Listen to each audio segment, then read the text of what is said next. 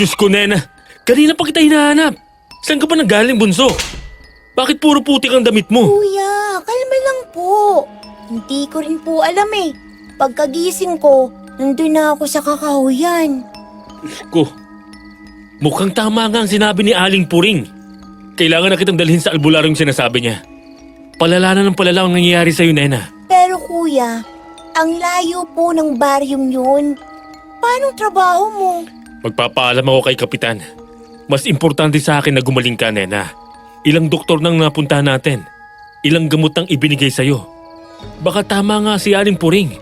Nangyari na daw to sa kapatid niya noon eh. Kuya, naniniwala ka ba talaga na may inkanto mo nagkagusto sa akin?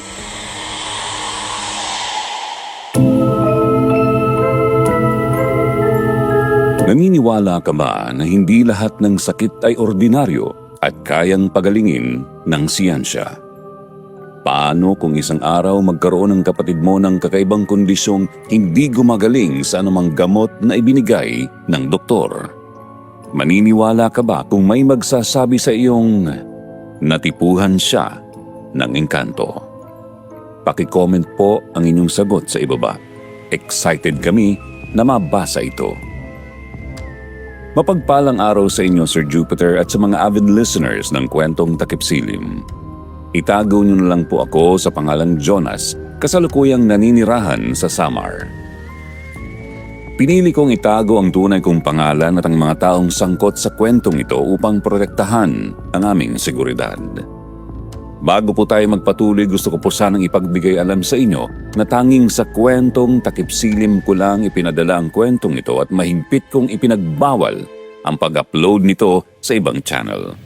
Kung marinig nyo man ito sa iba, paki-report na lang po. Maraming salamat. Ang pangyayaring ito ay naganap taong 2014 nang yumanig ang isang malakas na lindol sa aming lugar.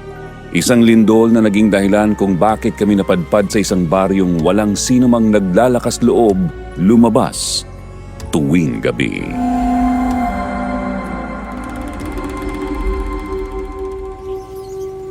Kuya, sigurado ka bang tamang dang pinapasukan natin? Oo, tama. Ang sabi naman ni Aling Puring, pag may nadaanan daw tayong malawak na bukuhan, dire-diretso lang daw. Liblib lang daw talaga ang daan papunta doon dahil malapit sa bundok ang bahay ni Apo Guryong. Nakakatakot naman dito, kuya.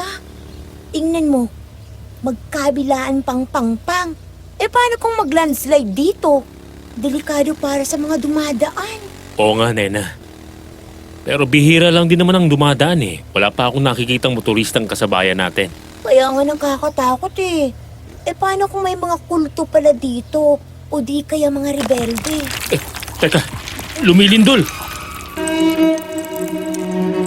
Natigil lang aming usapan ng kapatid kong si Nena nang bigla kong ipreno ang motor dahil naramdaman ko ang pagyanig ng lupa at narinig ko rin ang pagguho ng pangpang sa gilid. Natumba pa ang motor ko noon at yakap-yakap ako ni Nena sa likuran na nanginginig pa sa takot. Dahan-dahan akong gumalaw para mahigpit ko sang mahawakan at maramdaman niyang ligtas siya. Huwag kang matakot, Nena. Nandito lang ako. Hindi kita pababayaan. Kuya, ang lakas ng lindol. Nahihilo ako. Kumalma ka, Nena. Hihinto din ito. Diyos ko, hindi na sana tayo nagpunta dito, kuya. Nena, huwag kang iiyak. Tibayan mong loob mo. Nandito lang si Kuya. Ilang minuto din bago tumigil ang lindol noon, Sir Jupiter. Hawak ko sa kamay si Nena noon at sabay kaming tumayo. Dahan-dahan kong itinayo ang motor ko sa pagkakatumba at saka huminga ng malalim para pakalmahin ang aking sarili. Aminin kong natakot talaga ako noon kaya sobrang lakas ng tibok ng puso ko. Hindi kasi biro ang lakas ng lindol na yon, nasa 7.6 magnitude sa pagkakatanda ko.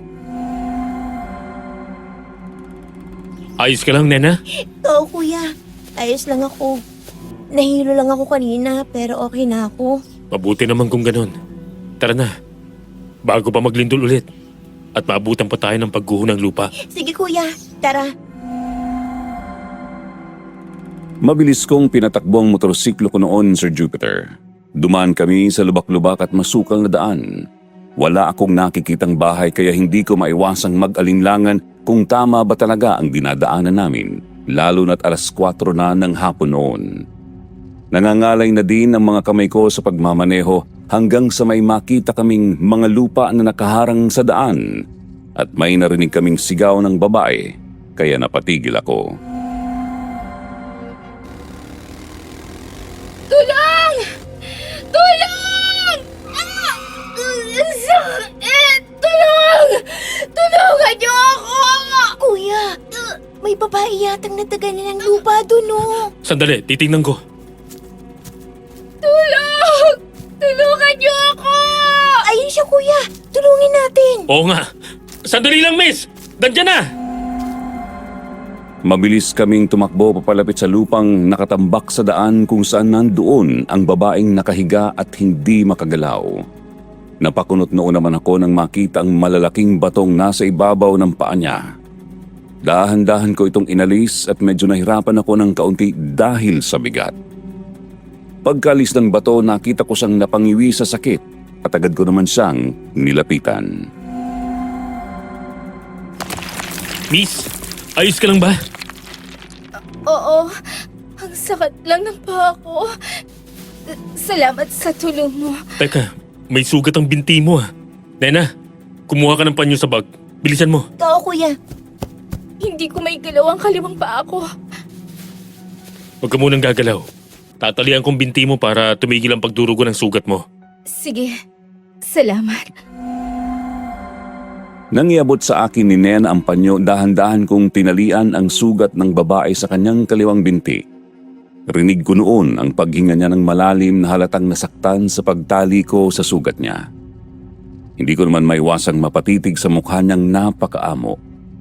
Sobrang ganda niya na parabang pwedeng maging artista sa TV, pero siyempre, agad ko namang iniwas ang tingin ko nang tumingin siya sa akin. Masakit pa ba, miss? Oo, pero kaya ko pa naman. Salamat sa inyo, ha? Kung hindi kayo dumating, hindi ako nakaalis dito. Magagabi pa naman. Walang anuman. Siya nga pala. Ako si Jonas. At ang kapatid ko si Nena. Ako nga pala si Myla. Myla. Ihahatid ka na namin pa uwi. Saan bang bahay nyo? Taga Barrio Sikhuban ako. Kayo? Taga Sitio Luciano kami. Pero papunta kami ngayon sa Barrio Sagada. Biglang lumindol kaya napahinto kami. At narinig ka namin dito. Kaya dali-dali kaming lumapit para tulungan ka. Buti na lang pala napadaan kayo dito. Pero ang layo pa ng Barrio Sagada. Aabutin kayo ng pagkagat ng dilim kung bibiyahe pa kayo. Ganun ba? Oo, at delikado kapag naabutan pa kayo ng gabi sa daan. Mabuti pa doon muna kayo magpalipas ng gabi sa bahay namin. Total, may bakanting kwarto pa naman kami. Naku, wag na. Nakakahiya naman, Myla. Jonas, sige na. Pumayag na kayo. Di ba ihatid niyo naman ako? Gusto ko lang makapagpasalamat sa inyo. Tsaka ayoko mapahama kayo sa daan. Delikado para sa inyo.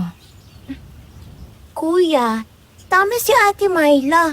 Nakakatakot pong gabihin dito, lalo na po liblib ang daan at malayo pang biyahe. Baka kung ano pang mangyari sa atin. O siya, sige. Salamat, Myla, ha? Walang anuman, Jonas. Pasasalamat ko na rin yan sa inyo. O siya, sige na. Tara na. Baka lumindol pa ulit eh. Sige. Ituturo ko na lang sa inyo ang daan papunta sa baryo namin. Sige. Teka, dahan-dahan lang. Nena, pakialalayan si Myla. Sige kuya, sa gitna na lang po siya para di po siya mahirapan.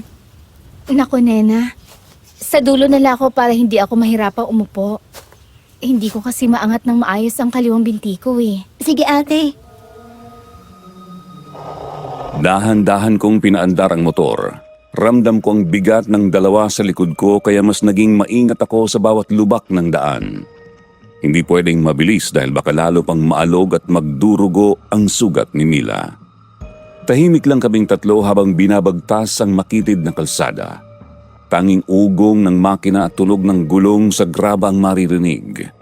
Hanggang sa may nakita kaming makipot na daan papasok sa kaliwang banda. Papasok doon, Jonas. Dahan-dahan lang. Sige. Teka, lumilindol na naman. May aftershock yata. Minalas nga naman. Buti nga, mahina lang. Hindi na katulad kanina. Aftershock siguro to. Ayan, huminto na siya. Sige na kuya, tara na. Kumapit kayo ng mabuti ha. Pagkaraan ng ilang segundong pagyanig muli kong pinaandar ang motorsiklo noon. Mabuti na lang at hindi na kasing lakas ng naunang lindol. Kaya kahit papaano, nabawasan ang kaba sa dibdib ko. Pero hindi ko pa rin maiwasang isipin na parang pinaglalaruan kami ng pagkakataon. Sakto kasing sa biyahe pa namin sumabay ang mga pagyanig na yon. Ilang sandali pa nakarating na kami sa Baryo Sikhuban. Pinasok ko pa ang motor ko noon sa bukana at nakita kong nagtinginan ang mga tao doon. Nabibilang lang naman sila at nabibilang lang din ang mga bahay doon pero nakakahiya pa rin kaya diretso lang ang tingin ko sa direksyon ay tinuturo noon ni Mila at huminto kami sa tapat ng isang bahay na hindi naman kalakihan.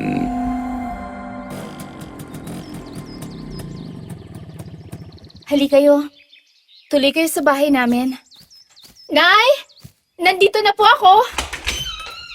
Oh, Myla, anong nangyari dyan sa binti mo? Bakit nakabenda yan? Nadaganan po ako ng mga bato kanina nang lumindol po, Nay. Ay, Diyos ko, sinasabi ko na nga ba? Kaya palang lakas ng kabog ng dibdib ko kanina. Kinukutuban na ako na may nangyaring masama sa'yo. Nay, wag na po kayong mag-alala. Malayo po ito sa bituka. Abay, natural na mag-aalala ako at bata ka dahil anak kita. Pero teka, sino yung mga kasama mo? Sila po ang tumulong sa akin kanina, Nay. Inalis po nila ako sa pagkakaipit ko kanina sa malalaking bato. Si Jonas po at ang kapatid niya si Nena. Magandang hapon po. Magandang hapon po sa inyo. Kayo pala ang tumulong sa anak ko. Magandang hapon din sa inyo. Ako nga pala si Linda. O tawagin niyo na lang akong Aling Linda. Dari ako ni Myla. Hindi naman po may kakaila, Aling Linda. Magkamukha po kayo. Talaga? Dako, iho. Ikaw pa lang ang nagsabi niya sa akin. O siya, tuloy kayo. Pasok na kayo sa loob. Halina kayo. Huwag kayong mahiya.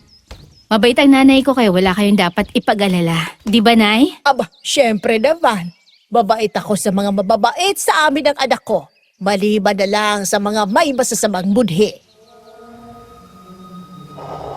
Sumunod kami papasok sa loob, Sir Jupiter. At hindi naman ako nahirapang pakisamahan ang nanay ni Mila dahil bukod sa ang gaan ng aura niya ay mabait talaga siya, sobra. Pinaupo niya pa kami noon sa upuang gawa sa tabla at binigyan ng tubig na maiinom. Nilibot ko ng tingin ang buong paligid habang nakaupo ako. Malinis tingnan ang loob ng kubo. Halatang babae ang mga nakatira doon. Literal na pinaglumaan na ng panahon ang mga gamit doon. Ang malaking aparador na may salamin sa harap at ang lumang baol sa paanan nito. Sa isang sulok may banga at katabing palayok. Nakasabit naman sa pader ang pamaypay at isang lampara.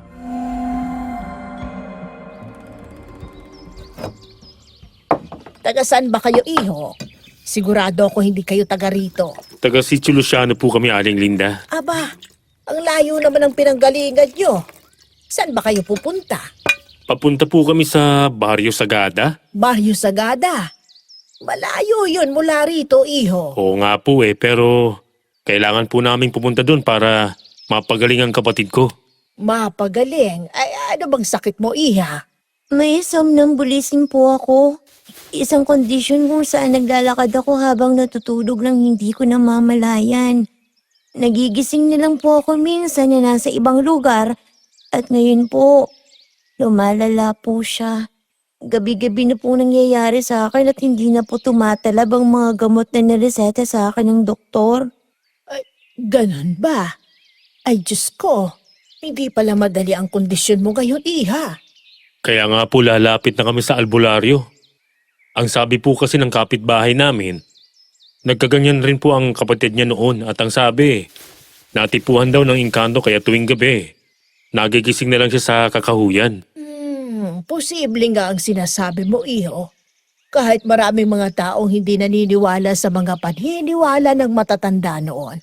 Ako na magsasabing hindi lahat ng naninirahan sa mundo ay tao. Maraming masasamang elemento ang naglilipana, kung saan hindi lang engkanto, kundi mga nilalang na kayang pumatay ng tao. Po? Ano pong nilalang ang sinasabi niyo, Aling Linda? Mga aswang, iho. Marami yan dito sa liblib ng mga baryo. Ang iba'y namumuhay bilang mga tao. Tuwing gabi, naghahanap sila ng pagkain. Kaya walang naglalakas loob na lumabas pagsapit ng dilim. Nakakatakot naman pala dito. Kuya, umuwi na kaya tayo? Tulad ng sinabi ko kanina, delikado nung lumabas sa mga oras na to, Nena. Dahil tulad ng sinabi ni Nanay, may mga aswang na gumagala hindi lang dito sa baryo, kundi pati na rin sa dinadaanan nyo kanina. Basta liblib na lugar, teritoryo nila. Totoo ba talagang mga aswang? Malalaman niyo mamaya. Sa ngayon, ihahatid ko muna kayo sa magiging kwarto niyo. Sige po. Salamat po, Aling Linda. Kuya, sa tingin mo ba ligtas tayo dito? Paano kung totoo nga ang sinasabi ni Aling Linda? Iha, wala kang dapat ipag-alala kung nasa loob ka ng bahay ko. Hindi sila makakapasok dito basta't sarado lang ang lahat ng bintana at pinto. Isa pa, wag na wag kayong lalabas para hindi malagay ang buhay niyo sa panganib. Baliwanag ba? Opo, Aling Linda. Kalma lang, Iha. O siya, halina kayo. Sumunod kayo sa akin. Tahimik lang akong sumunod noon kay Aling Linda papasok sa kwarto habang iniisip ang sinabi niya. Buong buhay ko kasi hindi pa ako nakakita ng aswang, pero nakikita ko lang sila sa mga palabas sa TV noon. Hindi ko alam kung maniniwala ba ako o hindi, pero isa lang ang sinisigurado ko noon. Ang kaligtasan namin, lalo na ang kapatid ko, kaya pinili kong magpalipas ng gabi sa bahay nila Mila. Wala din namang mawawala kung maniniwala ako o hindi. Ayos lang ba kayo dito?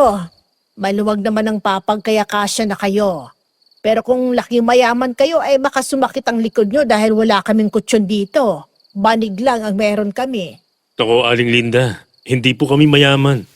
Sakto lang po ang kinikita ko para makaraos kami magkapatid sa araw-araw. Pero unang tingin ko talaga sa inyo kanina mayaman. Lalo na tong kapatid mong si Nena. Napakagandang dalaga. Marunong po pala kayong mambola, Aling Linda. Hindi ako nang bobola, Iha.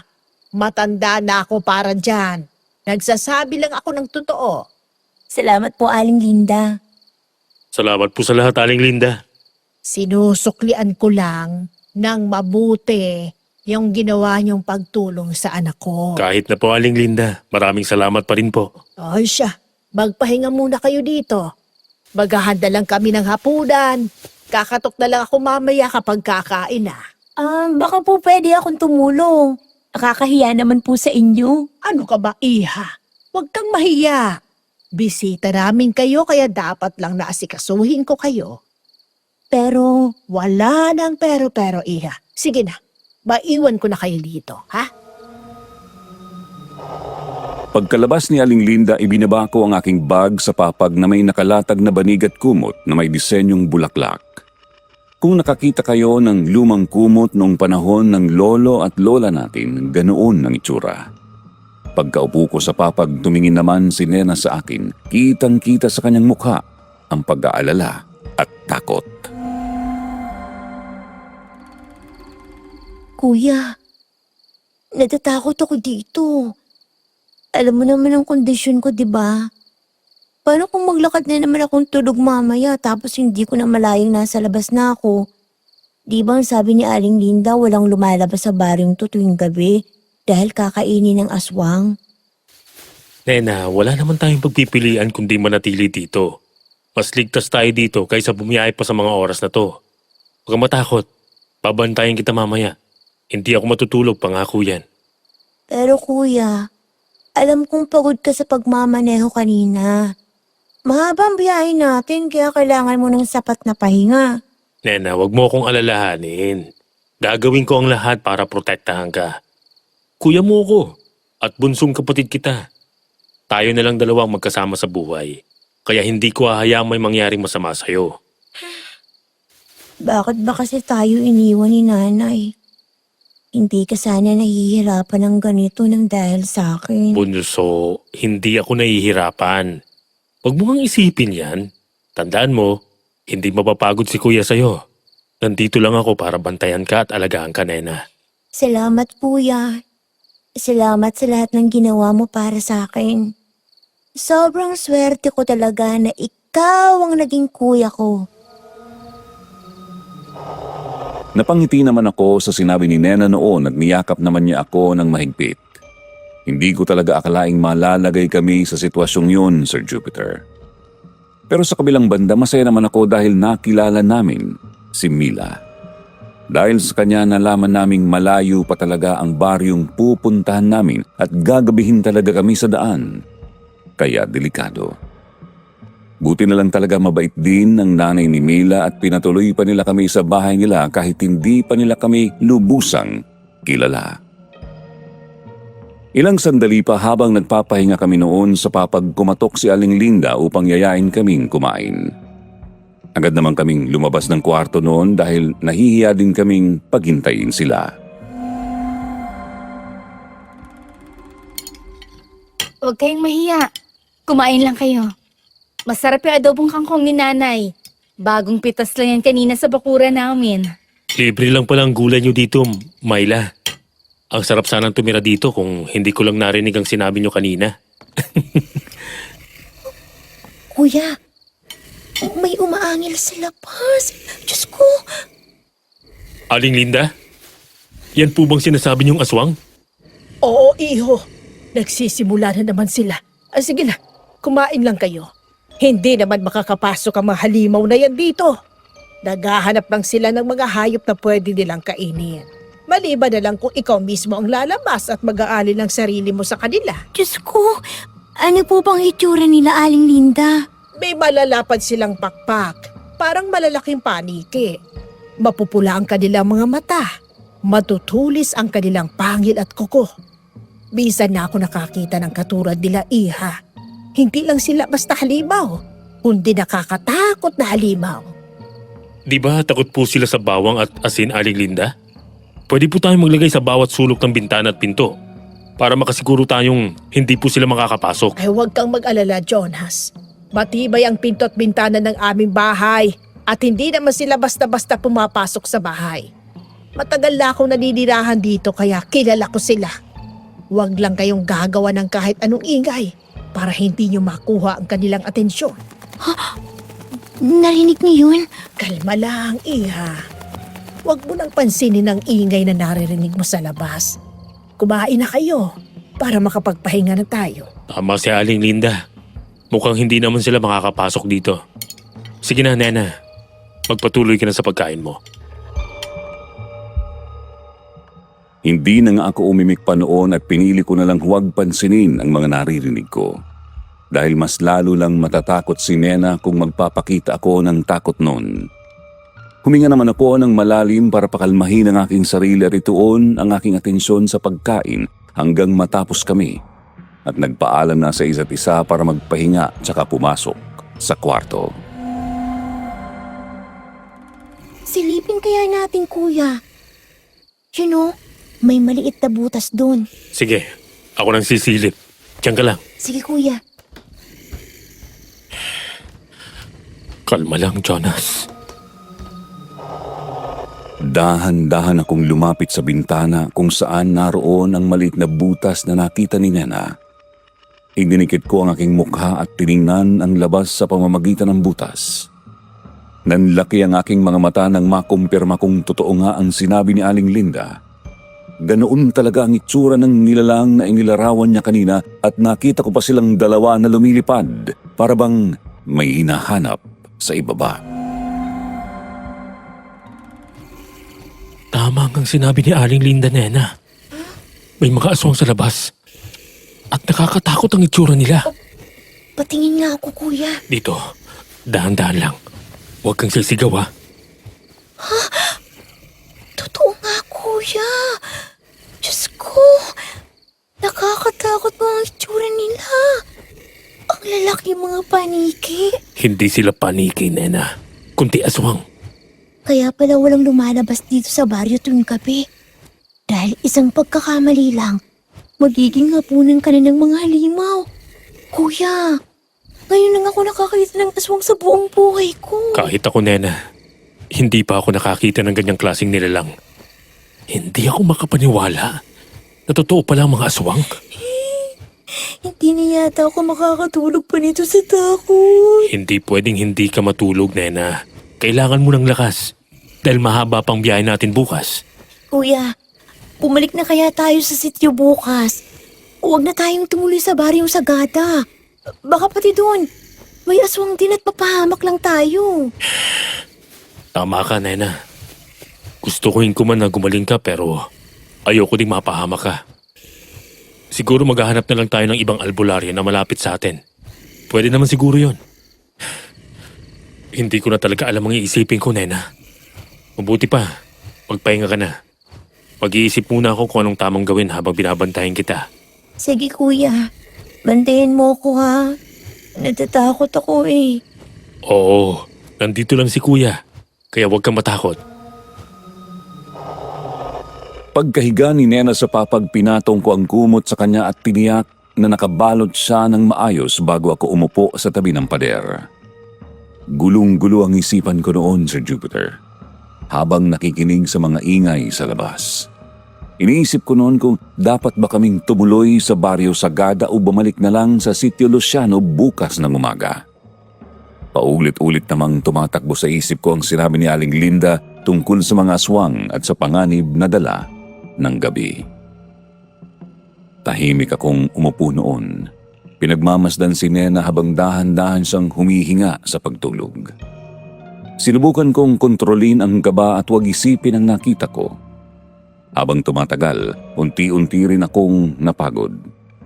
Hindi ko namalayang nakatulog ako noon habang nakasandal ako sa pader. Nagising na lang ako kinabukasan, wala na si Nena sa higaan. Nena? Nena? Buti naman at gising ka na, Jonas. Ikaw ba ang nagbukas ng pinto? Ang kapatid ko, Aling Linda. Nakita niyo ba siya? Nasaan ang kapatid ko? Teka, akala ko ba magkatabi kayong matulog sa kwarto? Nakatulog ako, Aling Linda, habang binabantayan ko siya. Pagkagising ko, wala na siya sa tabi ko. Kung wala siya dito, ibig sabihin, lumabas siya kagabi. Kailangan kong hanapin si Nena. Teka, sandali lang, iho. Nena! Nena, nasaan ka? Nena! Halos mawalan ako ng bait sa pag-aalala sa kapatid ko noon. Lahat ng mga taong nakakasalubong ko, pinagtatanungan ko kung may nakakita ba sa kapatid ko pero wala silang maisagot sa akin. Tumakbo pa ako noon sa kakahuyan, umaasang makikita ko si Nena. Sumisigaw pa ako noon pero hindi ko siya nakita kahit anino man lang niya. Napahawak naman ako noon sa ulo ko at napaiyak sa nangyayari. Nena, bunso! Nasaan ka? Magpakita ka naman oh! Hindi ako aalis dito hanggat hindi kita kasama. Ay, Diyos ko, kung lumabas nga ang kapatid mo, posibleng. Huwag niyo na pong ituloy, Aling Linda. Huwag niyo pong sabihin yan. Buhay pang kapatid ko. Pero may posibilidad na inatake siya ng aswang, Jonas. Ano bang gusto niyong isipin ko, Aling Linda? Na pinatay ng aswang ang kapatid ko? Ganun ba? Hindi ako sigurado, Jonas.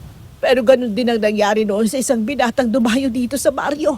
Sa katigasan ng ulo, lumabas ng gabi at kitang-kita ko kung paano siya nilapa ng aswang. Hindi. Hindi pa patay ang kapatid ko. Hindi sana nakita ko ng bangkay niya pero hindi ko pa siya nakikita, Aling Linda. Jonas, mabuti pa umuwi ka na muna sa bahay. Kumalma ka. Paano ko kakalma, Aling Linda?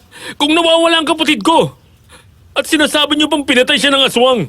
Jonas, naiintindihan kita sa nararamdaman mo. Hindi niyo ako naiintindihan, Aling Linda. Mahal na mahal ko pong kapatid ko. Hindi ko po kayang mawala siya. Jonas! Jonas! Nakita ko ang tsinelas si Nena. Doon sa bakuran ni Lolo Corazon. Ano? Saan? Sumunod ka sa akin! Kumaripas ako ng takbo nun kasunod ni Mila. Ramdam ko pa ang lakas ng kabog ng dibdib ko sa kaba habang iniisip kung tsinelas ba talaga ng kapatid ko ang nakita niya. Pagkarating ko naman doon, nakita ko ang kulay pink na tsinelas ni Nena at nakumpirma ko ng sa kanya nga talaga yun. Hinawakan ko ito at hindi ko napigilang mapaiyak sa mga oras na yun. Nena, nasan ka na? Bakit nandito ang tsinelas mo, bunso? Nasan ka na? Jonas, umuwi muna tayo ng bahay. May dapat tayong pag-usapan. May ko nandito ang tsinelas ni Nena. Posibleng nandito lang din siya. Dito sa malapit. O di kaya nasa loob siya ng bahay na yan. Baka may nakakita sa kanya kagabi. Subukan kaya natin kumatok. Jonas, walang naglalakas loob kumatok sa bahay na yan. May kumakalat na kwento tungkol sa matandang nakatira dyan. Anong kwento? Basta, umuwi na tayo. Sa bahay natin pag-usapan. Hindi, Myla. Hindi ako uuwi. Hanggat hindi ko nakikita ang kapatid ko. Kung kailangan kong kumatok sa bahay na yan at magtanong, gagawin ko. Jonas! Hindi ako nakinig kay Mila noon, Sir Jupiter. Siguro maiinis kayo sa katigasan ng ulo ko pero nagbabaka sakali talaga ako noon na baka may nakakita sa kanya kagabi at pinapasok siya sa loob ng bahay. Pinilit kong maging positibo sa kabila ng posibilidad na totoo ang sinabi ni Aling Linda. Ayokong isipin yun. Ayokong ideklarang patay na ang kapatid ko na hindi ko man lang siya nakikita. Naglakas loob naman ako na lumapit sa pinto at kumatok noon, Sir Jupiter. At napatingin naman ako kay Mila at Aling Linda na nasa unahan. Hindi ko alam kung bakit may takot at pag-aalala ang kanilang mukha noon at hindi ko na lamang yun pinagtuunan ng pansin. Hanggang sa bumukas ang pinto ng bahay na nasa tapat ko.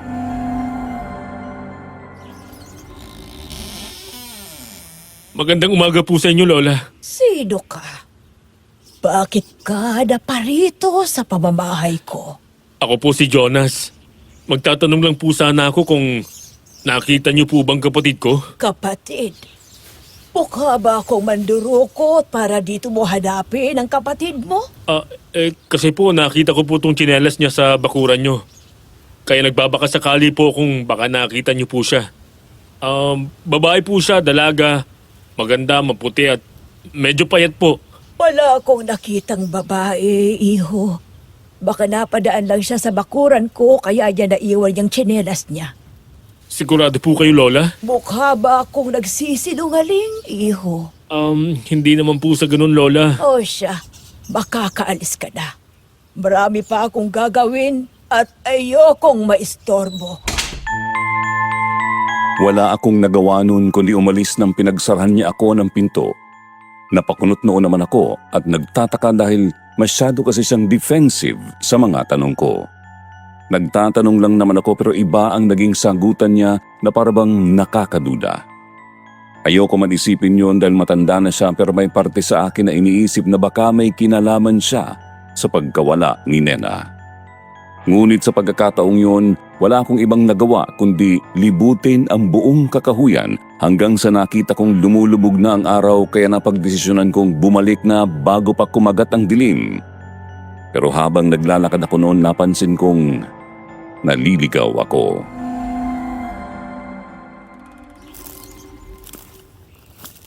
Teka, saan ba ako dumaan kanina? Dito yata sa kanan. May punong mangga yun eh. Bakit wala akong nakikitang punong mangga?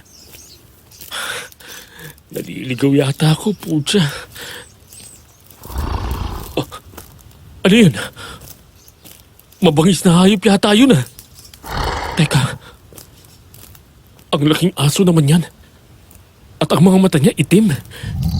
Hindi kaya aswang yan. Putya, kailangan ko magtago. Hingang malalim, Jonas. Hingang malalim. Halos magpigil hininga ako noon habang nakatago sa likod ng puno kung saan may mahahabang damuhan na nakaharang para hindi ko makita ang dambuhalang aso na yun. Wala akong kahit anong dalang armas noon kaya hindi ako pwedeng makita ng hayop na yon na duda ko ay isang aswang. Sa isip ko noon hindi pa ako pwedeng mamatay lalo na't hinahanap ko pa si Nena. Ewan ko ba, Sir Jupiter, pero totoo siguro ang sinasabi nila na kapag kadugo mo ang isang tao, kukutuban ka sa kung anong nangyayari sa kanya. Malakas kasi ang kutob ko noon na buhay pa si Nena dahil nararamdaman ko yun. Ilang sandali pa nawala na ang pag-angil at malalaking yapak kaya dahan-dahan akong tumayo at naglakad. Hanggang sa biglang sumulpot si Mila sa harap ko kaya napatras ako noon at natakot.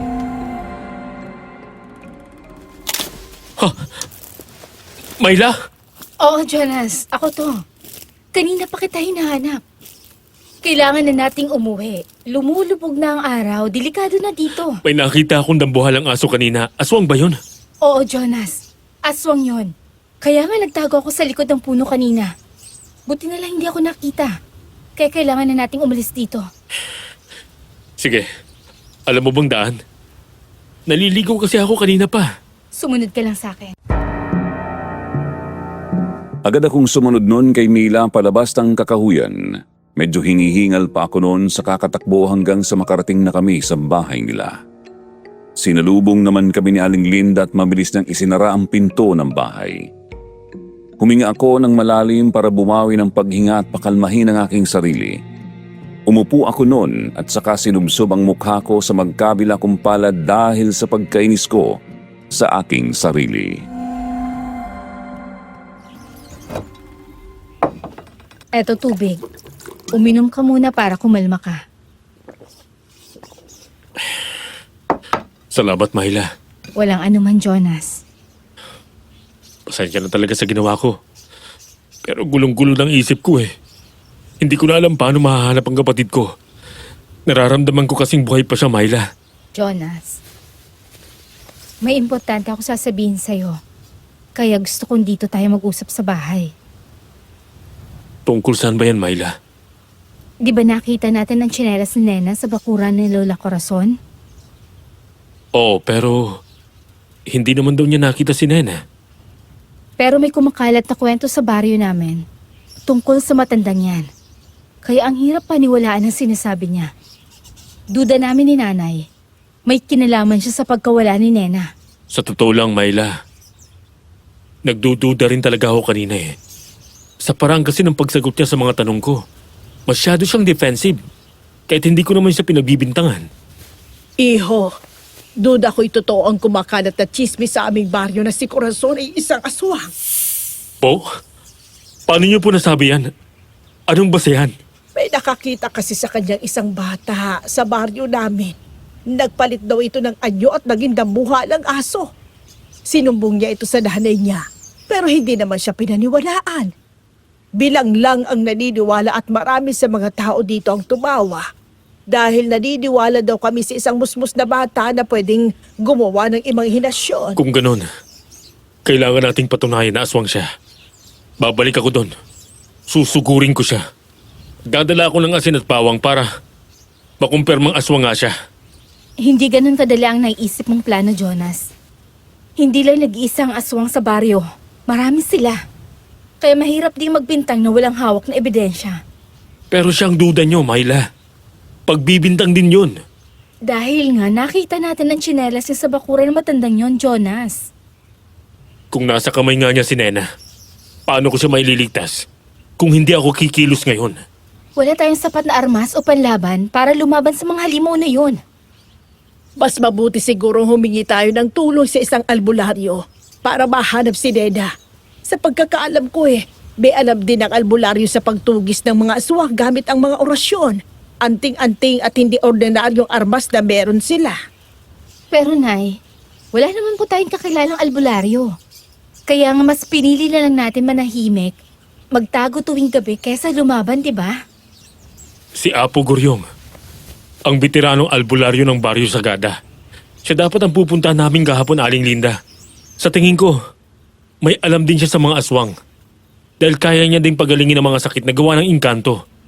Kaya sa tingin ko, siya makakatulong sa akin para mahanap si Nena. Pero malayo yun mula rito, Jonas. Aabutin ka ng 2 oras sa biyahe. Myla, gagawin ko to. Kahit gaano pa kahirap. Makita ko lang ulit ang kapatid ko. Mahanap ko lang siya. At isa pa kasalanan ko kung bakit siya nawala dahil nabigo akong bantayan siya. Hindi ko tinupad ang pangako ko sa kanya. Sige, Jonas. Kung pupunta ka talaga sa Barrio Sagada, sasama ako. Hindi kita hahayaang mag-isa. Delikado ang daan. Pero Myla, may sugat ka pa. Okay na to. Nalagyan ko naman na ng dahon ng malunggay. Kaya ko na nga maglakad eh. Sigurado ka? Oo, Jonas. Malayo sa bituka to. Ano ka ba? Sige. Pero ayos lang ba sa inyo, Aling Linda? Oo, pero sandali lang. May ibibigay ako sa inyo bago kayo umalis. Kukunin ko lang sa kwarto. Sana nga matulungan tayo ni Apo Guryong. Sana nga alam din niya kung saan natin mahahanap si Nena. Kahit kluman lang kaunting impormasyon. Magtiwala ka, Jonas. Mahahanap din natin ang kapatid mo. Naniniwala ka rin bang buhay pa siya, Myla? Oo naman. Sa kabila ng naging sagot niya noon, Sir Jupiter, ramdam kong may pag-aalinlangan siya. Pero hindi pa din ako napaghinaan ng loob noon dahil ramdam kong buhay pa ang kapatid ko. Pagkabalik ni Aling Linda mula sa kwarto, may dala siyang rosaryo at ibinigay ito kay Mila.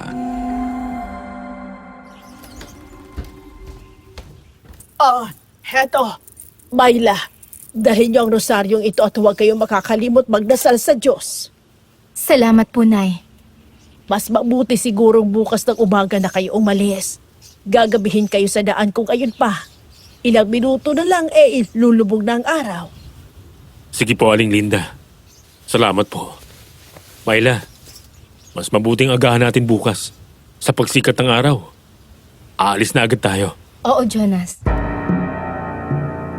Naging maayos naman ang aming usapan ni Mila at klaro sa aming dalawa na maaga kaming aalis bukas. Pagkatapos ng usapang yun, niyaya naman nila akong kumain pero wala akong gana at pinili ko na lang magkulong sa kwarto habang hawak ko ang damit ni Nena. Miss na miss ko ng sobrang kapatid ko noon kaya hindi ko maiwasang mapaluha sa sakit ng dibdib ko. Patawarin mo ako, Nena. Patawarin mo ako kung hindi kita nabantayan. Patawarin mo ako kung nagpadala ako sa pagod. Nakatulog ako. Sobrang sakit, Bunso. Hindi ko alam kung ayos ka lang o ano nang nangyayari sa'yo. Putya. Nagsisimula na namang gumalang aswang. Posible kayang si Lola Corazon ang aswang na yan? Agad akong sumilip sa labas sa pamamagitan ng butas na nasa bintana ng kwarto. Nakita ko ang mga aswang na nilalapa ang isang baboy ramo sa labas. Napakunot noo ako at napaisip kung posible kayang nakaligtas ang kapatid ko kagabi kung ganoon katuso ang mga aswang. Hindi ako mapakali nun, Sir Jupiter. Gusto ko nang umalis at magpunta sa albularyo para makahingi ng tulong upang mapatay ang mga aswang sa baryo. Nagulat naman ako nang may hiyaw ng babae mula sa loob ng bahay ng matandang si Corazon. Si Nena ba yun? Nena! Dali-dali akong lumabas ng kwarto noon, Sir Jupiter. Naging desperado na akong buksan ang pinto noon dala ang nakita kong itak sa gilid ng pader. Ngunit napatigil naman ako nang marinig ang boses ni Mila mula sa likuran. Jonas, saan ka pupunta? Narinig kong hiyaw ng babae sa loob ng bahay ng matandang yun. Baka nga totoong sinasabi niyong aswang ang Corazon na yun, Myla. Teka lang, Jonas. Kumalma ka. Mapanlin lang ang aswang. Baka gusto lang niyang maipasok ka sa bitag niya. Lalo na't alam niyang nawawala ang kapatid mo. Sinasabi mo bang hindi si Nenang narinig ko? Posible. At posible din siya yon. Pero kung siya man yon, mas lalo siyang mapapahamak kapag nagpadalos-dalos kang sumugod. Hindi mo kakayanin ang mga aswang na yon. Lalabanan ko sila. Bahala na. Jonas, wag mong hayaang pangunahan ka ng emosyon mo. Dahil dyan ka mapapahamak. Pati ang kapatid mo. Kahinaan mo yan at gagamitin nila yan laban sa'yo. Jonas, makinig ka kay Myla. Kumalma ka kung gusto mong hindi malagay sa alanganin ng buhay ng kapatid mo. Kung nasa loob nga siya ng bahay ni Corazon. Pero Aling Linda, Sa tingin mo ba, kaya mong patayin ang mga aswang gamit lang ang ordinaryong itak, Jonas? Mag-isip ka ng mabuti, iho. Kailangan mo ng tulong ng isang albularyong may alam sa panlaban at pagpatay ng mga aswang. Napaisip ako sa sinabi ni Aling Linda. Aminado naman ako noon na wala akong alam sa pakikipaglaban sa mga aswang. Pero sa isip ko kasi noon, kailangan kong mailigtas ang kapatid ko kung nakakulong man siya sa bahay na yon. Ang daming tumatakbo sa isip ko noon na nagbigay sa akin ng kaba at takot kung ano na ang nangyayari sa kapatid ko, kung ano ang ginawa ng matandang yun sa kanya. Paano kung sinasaktan pala niya si Nena? Kaya naghihiyaw ang kapatid ko. Paano kung hindi niya kayanin ang ginagawa ng matandang yun, Myla? Jonas, gustuhin man namin sumugod kay Lola Corazon. Wala kami magagawa.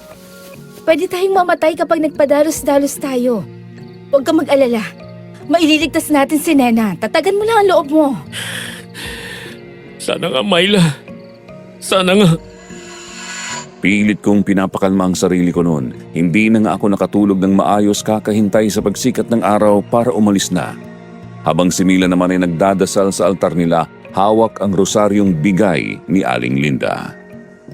Hindi ko naman namalayang nakatulog na ako noon at nagising na lamang kinabukasan nang matamaan ang ulo ko ng sikat ng araw mula sa labas. Buti naman gising ka na. Halika. Mag-almusal muna tayo bago tayo umalis. Wala akong gana, Myla. Jonas, sige na. Kahit konti lang kumain ka. Kailangan mo ng lakas lalo na't may kalayuan pang biyahe natin. Okay. Sige. Hindi na nga ako nakatanggi noon kay Mila dahil tama naman siya. Kaya kahit wala akong gana, pinilit kong kumain para lang makaipon ng lakas. May kalayuan din kasi talaga ang biyahe namin papunta sa Barrio Sagada. Pagkatapos namin kumain, hindi na ako nagdalawang isip na umalis. Pinaandar ko ang motor noon sabay tingin sa bahay ng matandang si Corazon. Kung nandiyan ka talaga sa loob ng bahay na yan, Nena, huwag ka mag-alala. Babalik ako para iligtas ka. Pangako, hindi kita bibiguin. Sa pangako kong to ngayon. Nay, alis na po kami. Aling Linda, tutuloy na po kami. Sige. Mag-iingat kayo. Mag-iingatin po kayo dito, Nay. Umandar ang motor na parabang sumasabay sa tibok ng puso ko. Mabilis, magulo at puno ng pangamba. Maigpit ang kapit ko sa manibela habang si Mila ay nakahawak sa likod ko. Hindi naging madali ang biyahe namin papuntang Barrio Sagada. Habang tinatahak namin ang makipot at palikong daan, unti-unting nagbago ang paligid. Mula sa pangpang sa gilid ng daan, napalitan ito ng masukal na kagubatan. Hanggang sa nakita na namin ang bukana ng baryo. Malapit na tayo, Jonas. Nakikita ko ng bukana. Oo nga. Nabasa ko lang karatula. Barrio Sagada. Pagkapasok namin sa bukana, maraming mga tao na abala sa kanilang mga gawain. May nagsusugal, may nagkakape, may nag-iigib sa poso. Meron ding nagsasampay ng damit sa alambre. Doon nga ay nagtanong kami kung saan ang bahay ng albularyong si Apo Goryong at agad naman itong itinuro sa amin. Pagkarating namin sa tapat ng bahay, huminga ako ng malalim bago kumatok sa pinto ng maliit na bahay kubo. Tao po! Tao po! Sino kayo? Kayo po ba si Apo Guryong? Oo. Ako nga. Bakit? Anong kailangan ninyo sa akin? Magandang hapon po, Apo. Ako po si Jonas at ang kaibigan kong si Myla. Nandito po kami para humingi ng tulong sa inyo. Tulong? Ay nako, iho. Kung kailangan nyo ng pera, wala akong maibibigay sa inyo. Hindi po perang kailangan namin, Apo Guryong. Kundi tulong po para labanan ng mga aswang at mailigtas ang kapatid ko. Aswang? Tinitigan niya kami noon mula ulo hanggang paa at saka tinitigan sa mata. Halatang mapag-usisa si Apo Goryong at hinayaan naman kami noon dahil alam naming pareho ni Mila na malinis ang intensyon namin kung bakit kami lumapit sa kanya. Pumasok kayo. Doon natin pag-usapan sa loob. Sige po, Apo. Salamat po. Myla, tara sa loob. Sige, Jonas.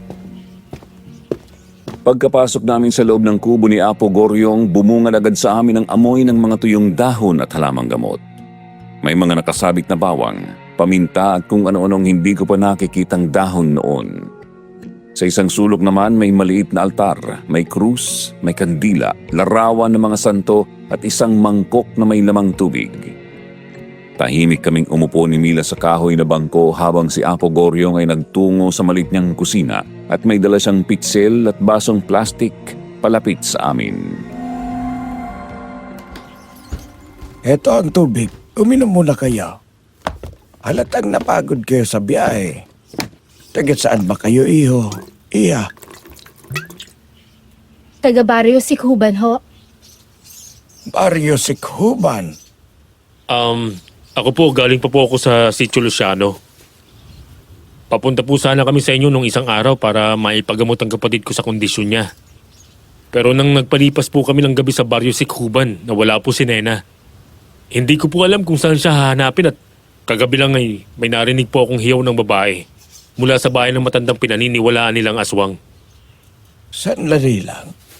Kukuha lang ako ng palanggana para may sagawa akong pagtatawas.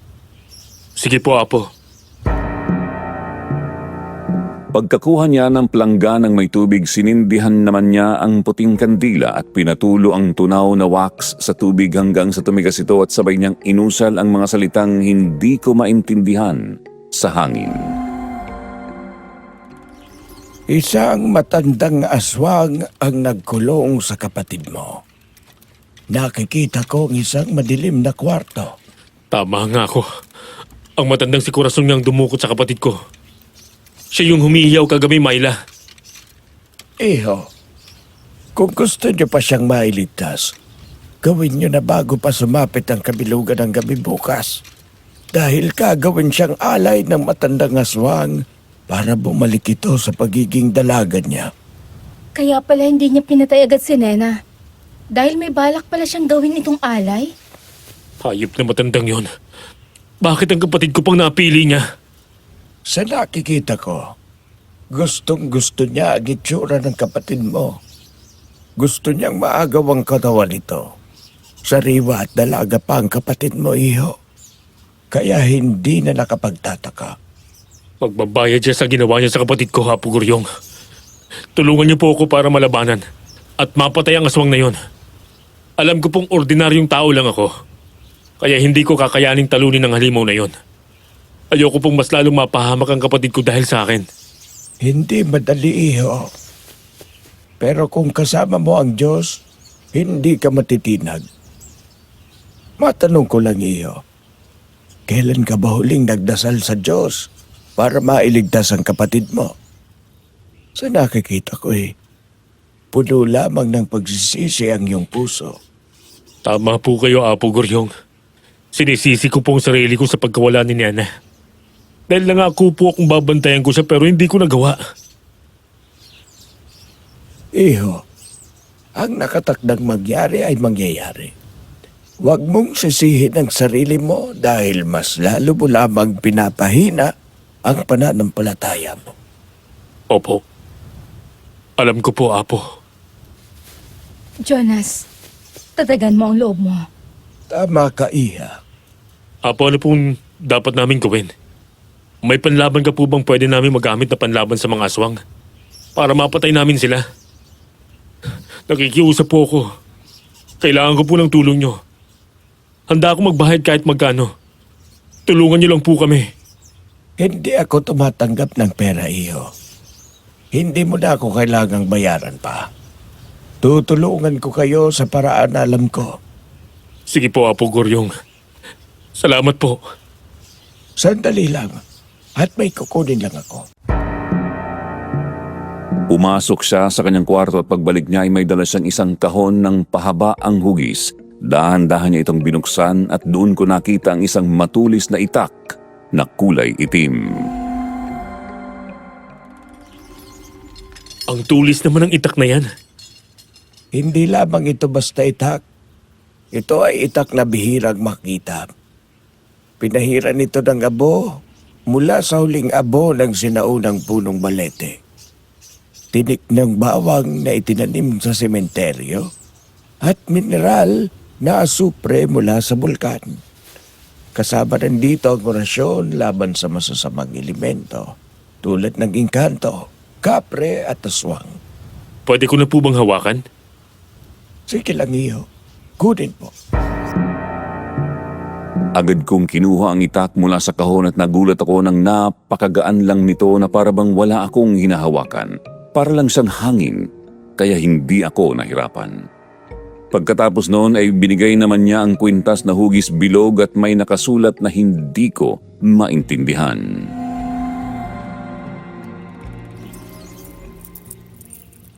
Ito ang anting-anting. Kapag kinagat ka ng halimaw, mapapaso sila at masasaktan. Ito naman sa iyo, Iya. Ang buntot ng pagi at ang mutya ng pulang saging. Gamitin mo ito ng may tapang at tandaan mo, wala kang dapat katakutan basta kasama mo ang Diyos. Salamat po, Apo Guryong. Pipilitin ko pong mawala ang takot ko sa dibdib ko. Yumuko kayo.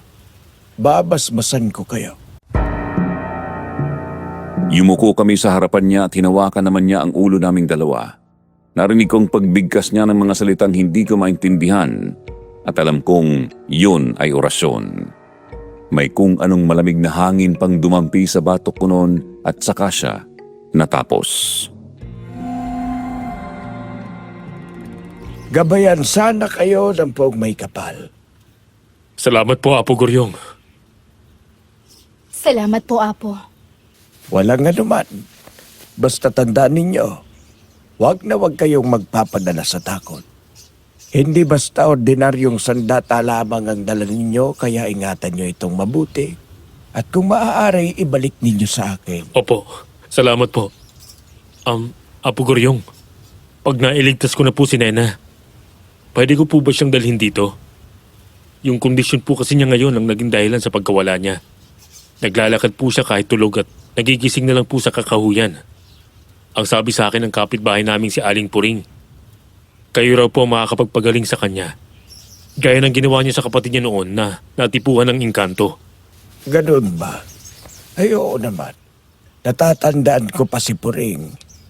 Natipuhan nga ng inkantong itim ang kapatid niya. Buti na lang at naagapan ko bago pa siya tuluyang makuha. Yun nga po eh. Ganon din ang nangyari sa kapatid ko. O siya, dalhin mo siya kung sakaling magtagumpay kayong mailigtas siya sa kamay ng aswang. Pasensya na. Hanggang dyan lamang ang kaya kong itulong sa inyo. Ililigtas ko po siya, Apo. Gagawin kong lahat. Makauwi lang ng ligtas ang kapatid ko. Ipagdarasal ko yon, iho. Salamat po ulit, Apo. Hindi na po siguro kami magtatagal. At baka gabihin pa po kami sa daan. O siya, sige. Mag-iingat kayo. Sige po, Apo. Tutuloy na po kami. Jonas, itatago ko muna ang buntot ng pagi sa bag ko para hindi ito makita ng mga aswang. Tama yan. Hindi mo na nila malalaman ang plano nating pagsugod mamayang gabi. Hindi natin alam kung ilan ang kalaban o kung anong iniisip ng matandang aswang. Kaya kailangan natin mag-ingat. Kailangan natin gumawa ng maayos na plano. Oo. Hindi natin pwedeng ilagay sa kapahamakan ng kapatid ko kung totoo ngang nasa kamay siya ng aswang. Oo, Jonas. Tara na. Sige, kumapit ka ha. Nakahawak na ako. Mahaba ang naging biyahe namin pabalik kaya nakaramdam ako ng ngalay at nanginig sa pagod ang aking kamay sa pagmamaneho kaya huminto muna ako saglit para makapagpahinga. Pinarada ko ang motor ko sa gilid at saka ko niyaya si Mila na umupo muna kami sa ilalim ng malaking puno.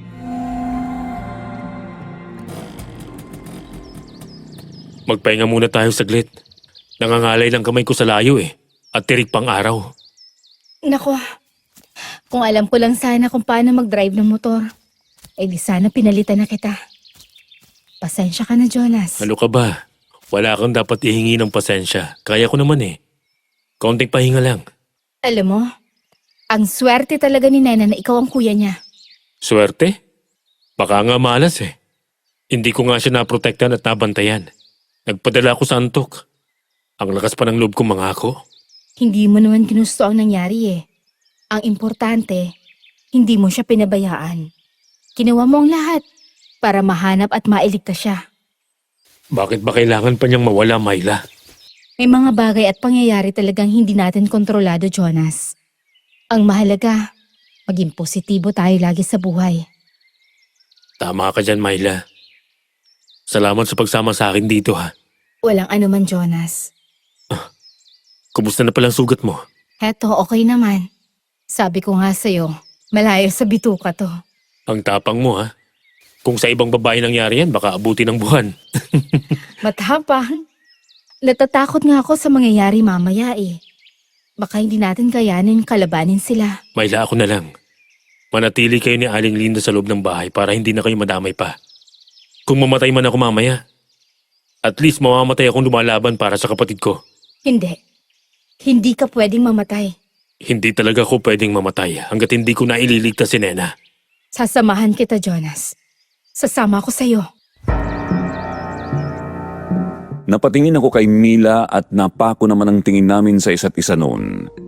Kita ko ang lungkot at takot sa mga mata niya pero nakangiti lamang siya sa akin at hindi ko naman mapigilang ngumiti rin sa kanya.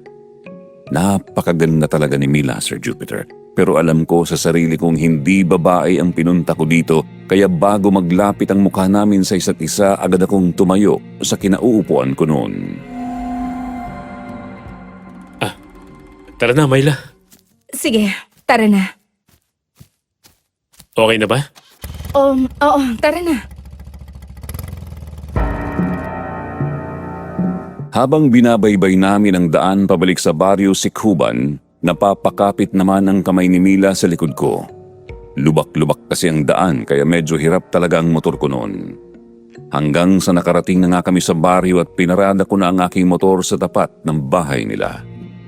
Sinalubong naman kami ni Aling Linda noon at pumasok kami kaagad sa loob ng bahay.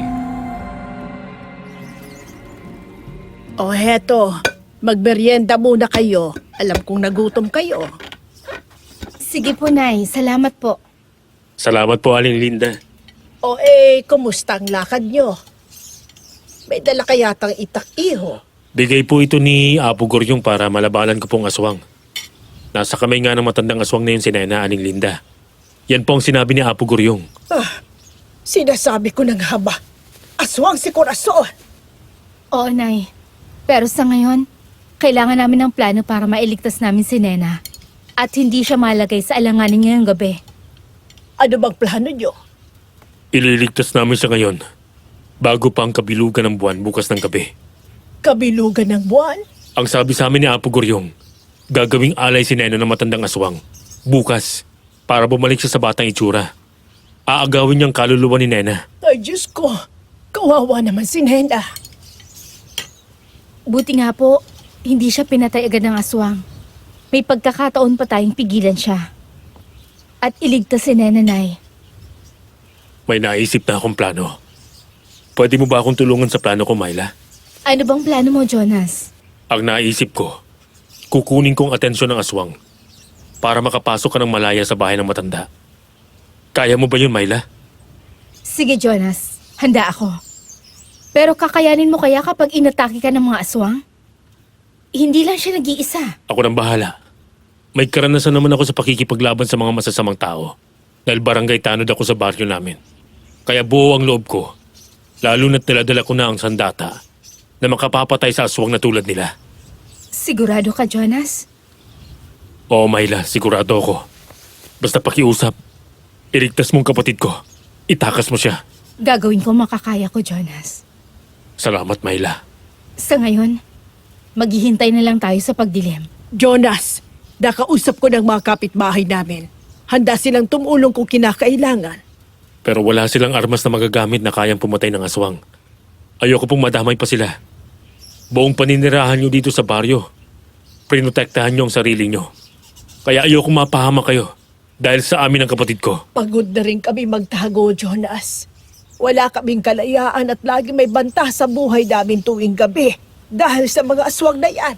Nawalan kayo ng karapatan para mamuhay ng malaya. Nabuhay nga kayo ng puno ng takot, Aling Linda. Tama ka, Jonas. Pero may hiling lang din sana ako sa'yo. Ano po yun, Aling Linda? Huwag mong pabayaan ang anak ko. Protektahan mo sana siya. Hindi bali nang ako ang mamatay dahil matandaan na ako. Wag lang ang anak ko. Gagawin ko ang aking makakaya, Aling Linda. Kita ko sa mga mata ni Aling Linda ang takot at pag-aalala para kay Mila. Kahit ako naman ay nag-aalala rin. Pero hindi ko may tatanggi na kakailanganin ko ang tulong nila. Lumapit naman si Aling Linda sa akin at tinapik niya ako sa balikat. Sobrang sikip ng dibdib ko noon pero ayokong umiyak sa harapan niya. Malalampasan din natin ito, Iho. Opo, Aling Linda. Diyos na po ang bahala. Ilang minuto na lang. Lulubog na ang araw.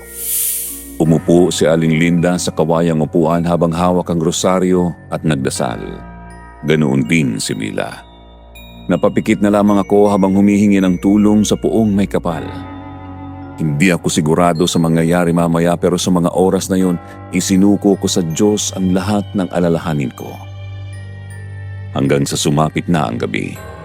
Nagsisimula ng maglabasa ng mga halimaw sa baryo kaya hinanda ko na ang aking itak habang si Aling Linda naman ay nasa likuran ko na may dala ring bawang at asin at rosaryo. Hayaan niyo na po muna akong lumabas, Aling Linda. Kukunin ko po ang atensyon ng mga aswang na yan. Dalawa sila, Iho. Kakayanin mo kaya? Basta kapag nakita niyong nailayo ko na sila sa bahay. Saka kayo pumasok ng bahay ng matanda. Sige, Jonas. Sige. Handa na ba kayo? Myla, kaya mo ba? Oo, Jonas. Kakayanin ko. Ngayon na! Mga halimaw! Lumapit kayo sa akin! Papatayin ko kayo! Mga tapang kabata! Ikaw mismo ang lumalapit sa kamatayan mo! Hindi ako natatakot sa inyo! Sugurin siya! Habulin niyo ako kung kaya niyo! Utsa kayong mga halimaw kayo! Sige pa! Habulin niyo ako!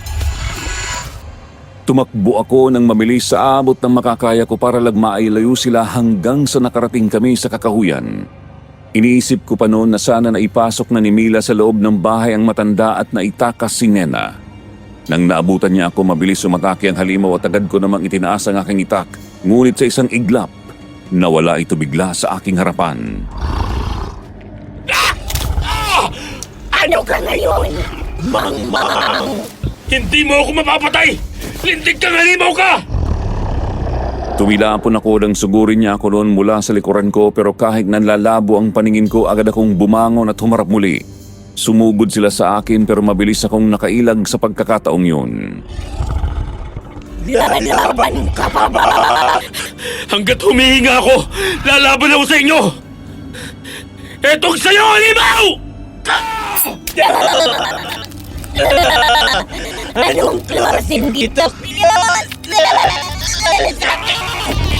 Pucha! Ang sakit! Nasugatan ako noon dahil sa kagat ng kasama niyang aswang at napaatras naman siya at nangisay ang buong katawan. Naalala ko noon ang sinabi ni Apo Goryong na mapapaso ang sino mga aswang na kakagat sa akin. Napahawak naman ako sa balikat ko noon na nagdurugo sa kagat ng aswang. Nanghina ang buong katawan ko kaya napahandusay ako. Akala ko mamamatay na ako noon.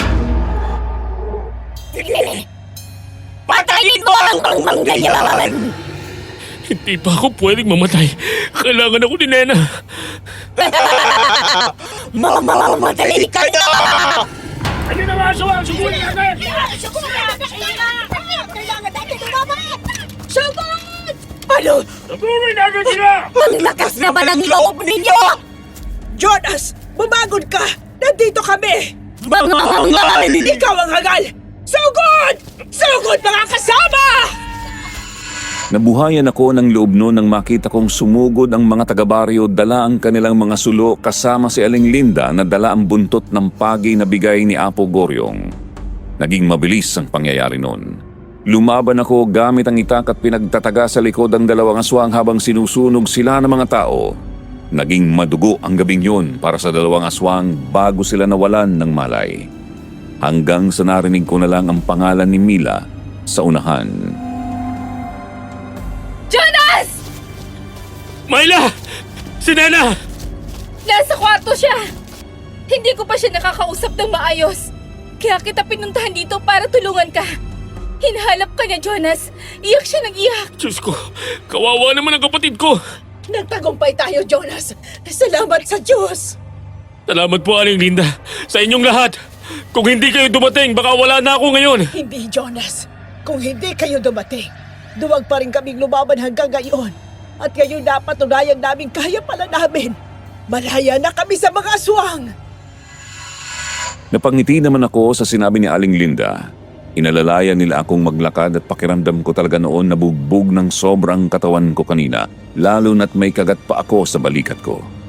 Hawak-hawak ko ito para pigilan ang pagdurugo. Hanggang sa makabalik kami sa bahay at dali-dali akong pumasok sa kwarto upang makita si Nena.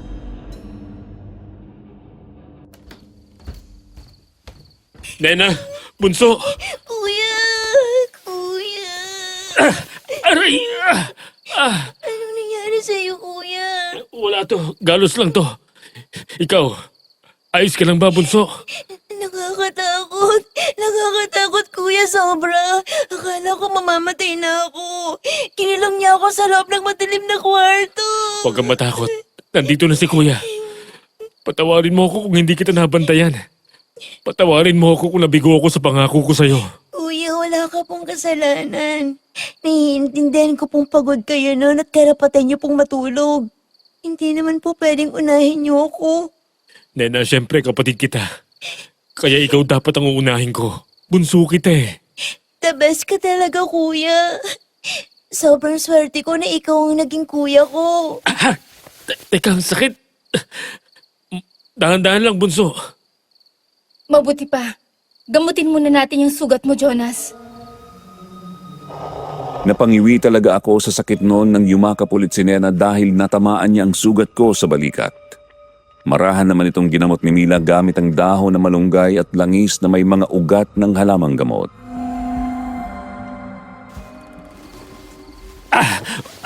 Masakit. Pasensya na, Jonas. Masakit talaga to. Hindi, okay lang, Myla. Ituloy mo lang. Salamat sa pag-aalaga sa kuya ko, Ate Myla. Aha? Alaga? Tinutulungan ko lang siya, Nena. Ang gandang tingnan na may babaeng nag-aalaga sa kuya ko. Ang saya. Hindi ko alam ang mararamdaman ko noon. Natutuwa ako sa sinabi ni Nena pero sa kabilang parte nahihiya dahil nasa harapan namin si Mila at si Aling Linda na parehong nakangiti sa akin. Okay na, Jonas.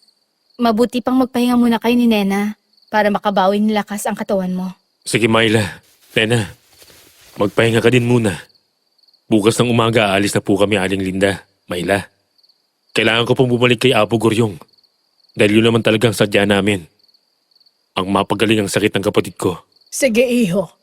Pero bago kayo umalis bukas, mag-almusal muna kayo, ha? Sige po. Salamat po, Aling Linda. Nang nakahiga ako sa kama, nanginginig pa rin ang katawan ko at ramdam ko pa rin ang init ng dugo sa balikat ko. Paulit-ulit kong iniisip ang laban namin sa gubat kanina. Iniisip ko kung paano kung namatay ako noon. Kuya, gising ka pa ba? Oo, bunso. Ayoko matulog. Pero bakit? Siyempre, babantayan kita. Baka maglakad ka na naman palabas ng bahay eh. Baka mawala ka na naman ulit. At sa pagkakataong to, hindi na talaga ako matutulog. Salamat, kuya. Pero naaawa din ako sa'yo kasi kailangan mong magpahingi. Mahaba pang biyahe natin bukas. May sugat ka pa sa balikat mo. Kaya mo pa ba talagang magpaneho? Oo naman, kaya ko. Tsaka hindi na masakit. Epektibo ang gamot ni Myla. Ay, si kuya may taga-alaga na. Alam mo, kuya, bagay kayo ni Ate Myla. Ano bang pinagsasabi mo? Tao kami, hindi bagay. Sus! Sayang nga lang dahil aalis na tayo bukas. Hindi na natin sila makikita ni Aling Linda. Pwede na lang kung babalik tayo dito eh. Kaso, ang layo ng lugar na to. Ikaw talaga, Nena. Malay mo naman, di ba? Sabi ko na nga ba may binabala ka, kuya. Ikaw talaga, syempre. Naging malapit na kaibigan na natin sila. Kapag may oras, pwede naman silang bisitahin dito eh. Napangiti naman si Nena sa sinabi ko at ang dami pa naming napagkwentuhan hanggang sa makatulog na siya habang binabantayan ko.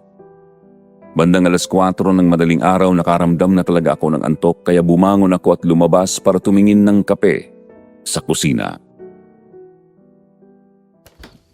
Oh, Jonas, ang aga mo naman nagising. Hindi ako natulog.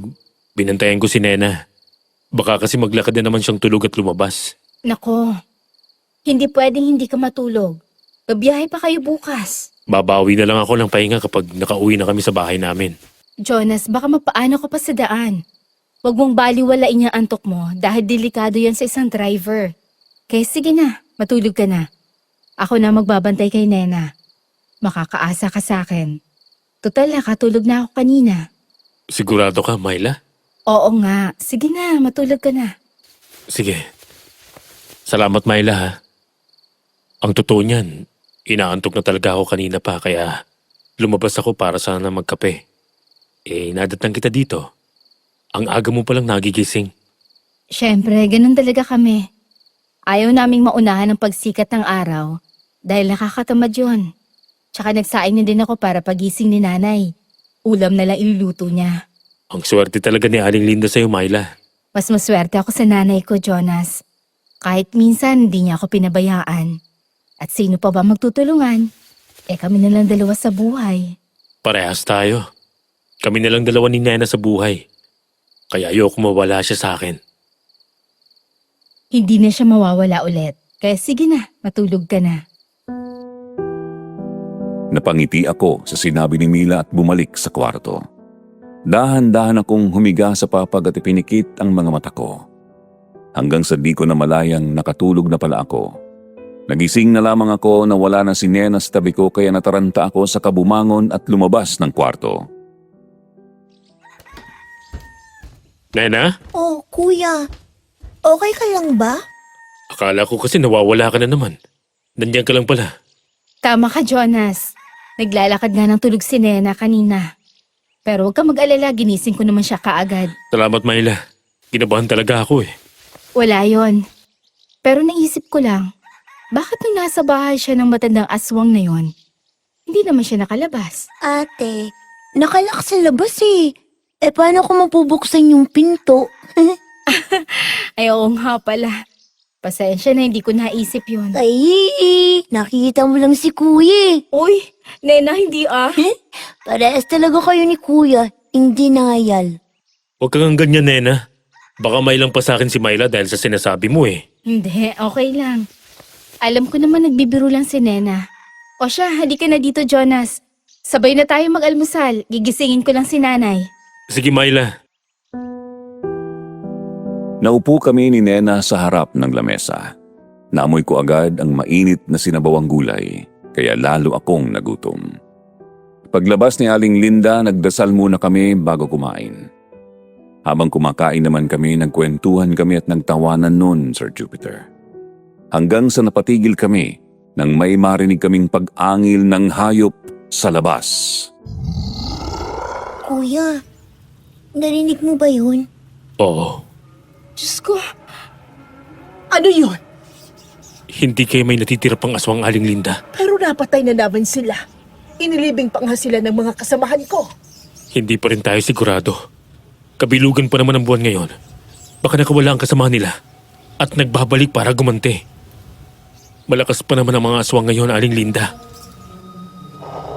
Agad kong kinuha ang itak na nakasabit sa pader. Hindi ako nagdalawang isip na kunin yun. Sinubukan pa akong pigilan ni Nena noon pero hindi na ako nagpapigil pa dahil isip ko noon ano pa bang silbi ng sandatang binigay sa akin ni Apo Goryong kung magpapadala ako sa takot ko at hindi ko gagamitin ito.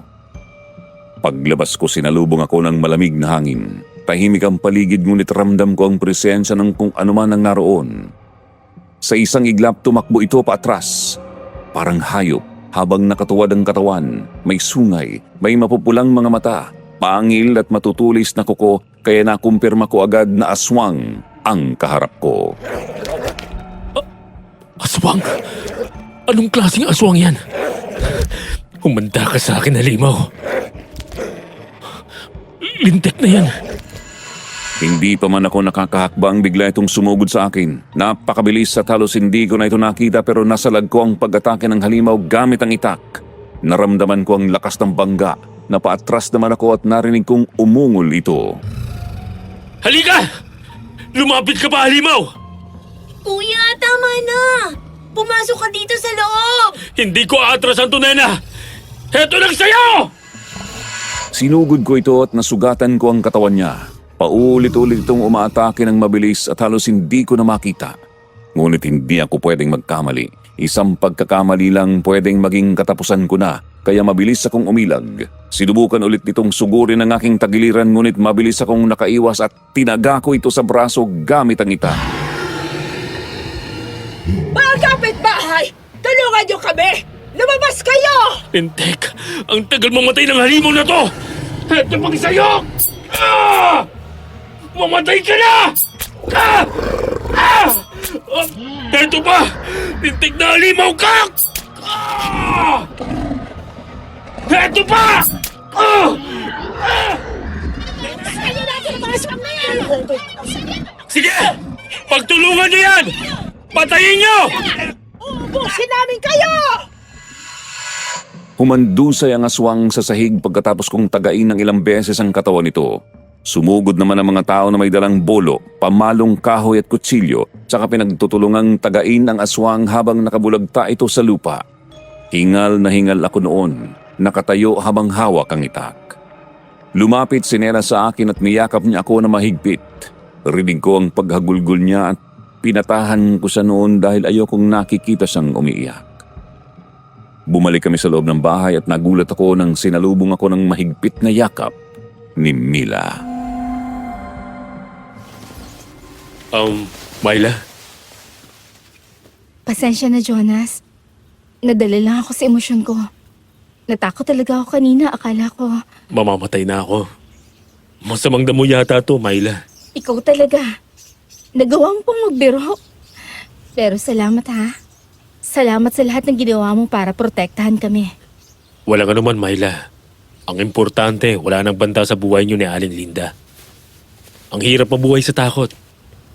Tsaka ginamit ko lang sa tamang ibinigay sa akin ni Apo Guryong na sandata.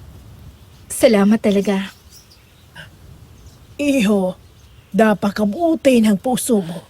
Sinusuklian ko lang po ang kabutihan niyo sa amin. Ang pagpapatuloy niyo po sa amin. Kahit hindi niyo po kami kilala. Libre lang ang tumulong, iho. Kaya kung may magagawa kami para tumulong sa iba, gagawin namin. Naging panatag ang loob namin ng gabing yun. Nagboluntaryo ulit si Mila na bantayan si Nena para makatulog daw ako.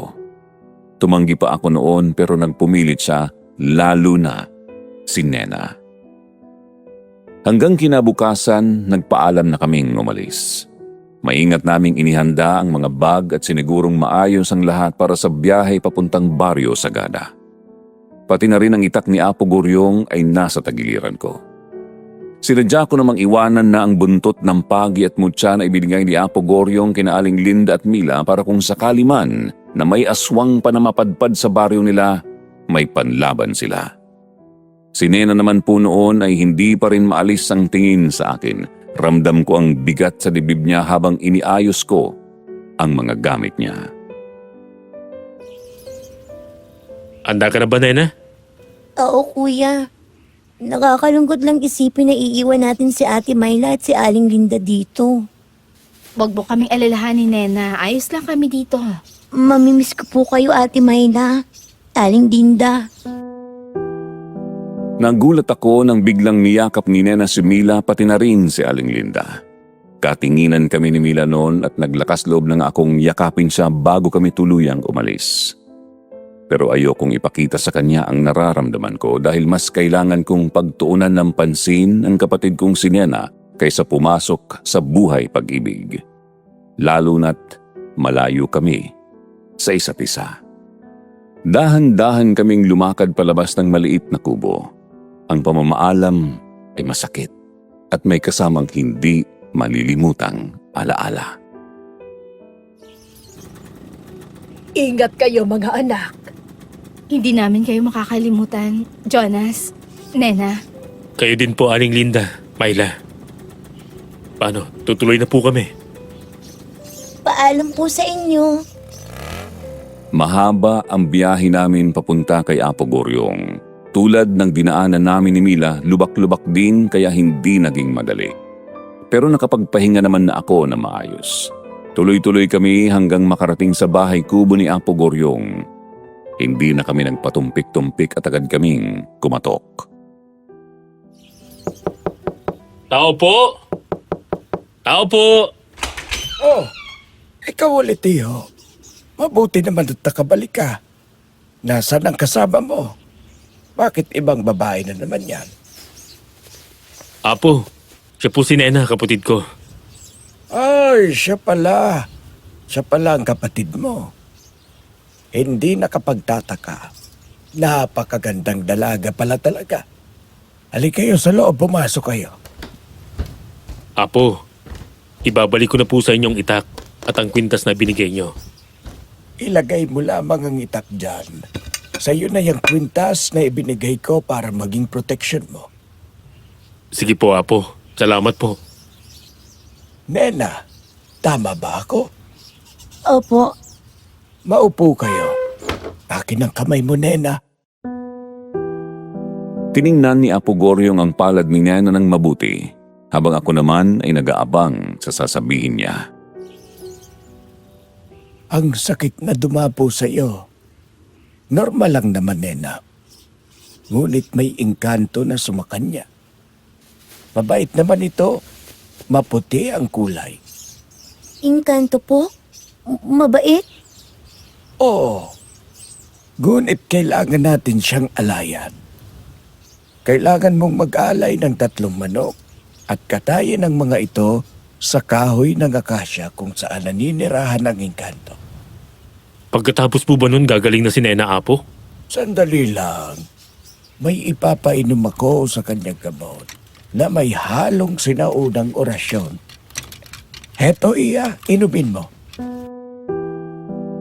Inabot ni Apo Goryong kay Nena ang maliit na bote ng langis na may mga ugat na parang buhay.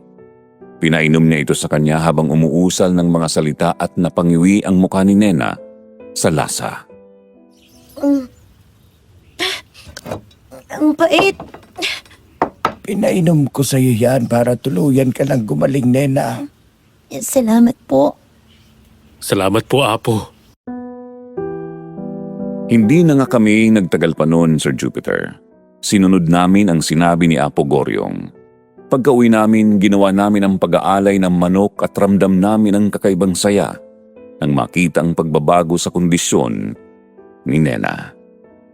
Araw-araw mahimbing na ang tulog niya at sa bawat umaga, hindi na siya nawawala sa loob ng bahay at naglalakad ng tulog. Walang mapaglagyan ang saya ko nang tuluyan ng gumaling ang kapatid ko, Sir Jupiter.